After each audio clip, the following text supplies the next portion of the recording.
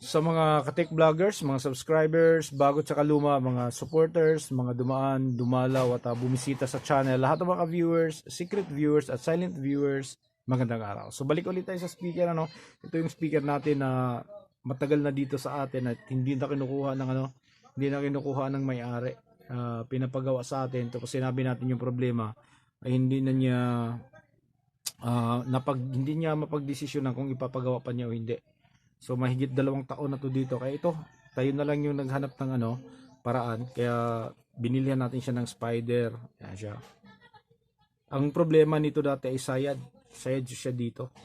Ito yung dahilan kung bakit nasunog yung kanyang amplifier. So yung sayad niya, hindi dahil nasunog yung niya dito. Sumayad siya dahil para siyang binahayan ng ng mga insekto dito sa loob. Tapos nagkakaroon siya dito ng mga puti-puti sa ilalim na parang parang tumitigas ng mga arena, parang basang arena tapos tumitigas dito. Kaya hindi na siya makakapaglaro dito dahil sumasayad na siya. Yan. So nilinis natin yan, nilinis natin ng maigi, kinukuskus. Okay? Ayan, so malinis na siya. Dati puro puti to rito. Kaya kung makikita nyo sa mga lumang video natin, pinapakita natin to kung anong problema. Kaya ngayon, malinis na siya. Ayan. Okay, so nilagyan na natin siya ng pandikit. Pati dito, nilagyan na natin. Nilihan na natin yan bago natin dinikatan ng glue, nilagyan ng glue. Ayan. Tapos ito na lang yung gagawin natin. Dahil maayos na siya, didikit na lang natin siya dito. Tatama na lang natin yung kanyang pigtail. Ayan, para sa mga bago. Ito, hindi ganong mahirap to.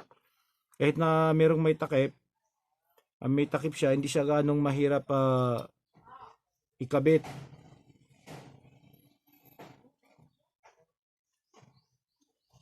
Yan.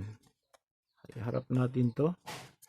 Ito dito, ito yung niya, oh. Yan, dito yan nakatapat. Yan. Okay. Tapos, tusukan natin siya dito para sumentro siya bago siya matuyo.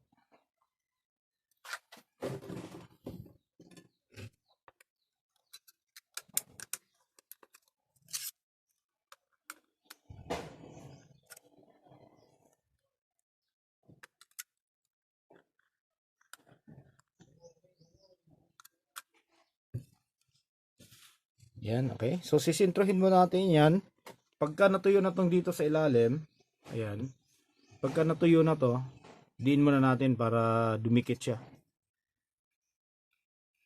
Okay, yung sa spider, ginagawa natin dito kapag naglalagay tayo ng pandikit dito. Dinalawang patong. Unang patong, pinapatuyo muna natin, Okay, kasi yung unang patong dyan, parang mag-a-absorb lang siya dito sa spider natin. Kaya ginagawa natin, unang lagay, pinapatuyo muna natin. Tapos yung pangalawa, hindi niya ma-absorb kasi sarado na yung mga butas-butas. Puno na siya. Yan.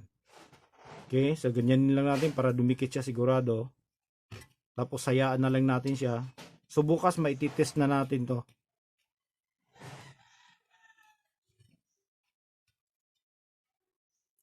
Okay, so nakasintro na yung pigtail natin. Ayan dyan, dito banda, dalawa. Yan, so saka na natin ito idikit. Ayan. Okay. So, siguraduhin mo natin. Ito kasi, itong klase na to, madali itong madaling isentro to. Walang kaba-kaba to kung yun. Dahil ito yung parang pinaka niya, tatama lang siya dyan, Ayan, yan, sisintro. Yan na yung pinaka-sentro niya. Yan, ganyan. Yan, nakaganyan lang siya, So, napaka-simple lang yan. Okay, so ayan, nakabit na natin to. Maya-maya, ito na naman yung ididikit natin. Okay, so hanggang dito na lang siguro tayo. So maraming salamat. God bless at bye-bye.